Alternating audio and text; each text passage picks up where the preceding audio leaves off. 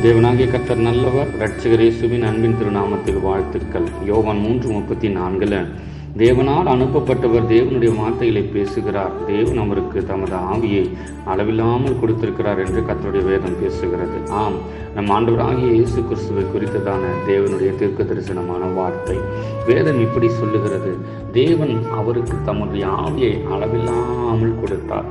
ஆவி அளவில்லாமல் இருந்தபடியினால் அவர் தேவனுடைய வார்த்தையை பேசிக்கொண்டே இருந்தாராம். என் அன்பு தேவ ஜனமே, அளவற்ற அபிஷேகத்தை நீங்களும் நானும் உடையவர்களாக இருக்க வேண்டும். இந்த அளவற்ற அபிஷேகம் எதற்காக? அவரை குறித்து பேச, அவரையே பேச, அவரை பற்றி பேச, அவருடைய வார்த்தைகளை பேச. தீமையான வார்த்தைகள் அல்ல, மாம்சத்தின் வார்த்தைகள் அல்ல, பிசாசின் வார்த்தைகள் அல்ல, தந்திரத்தின் வார்த்தைகள் அல்ல, தேவனை பற்றின வார்த்தைகள், தேவனுக்கான வார்த்தைகள். அதை பேசுங்கள், ஆசீர்வதிக்கப்படுங்கள். இயேசுவின் நாமத்தில் ஆமென்.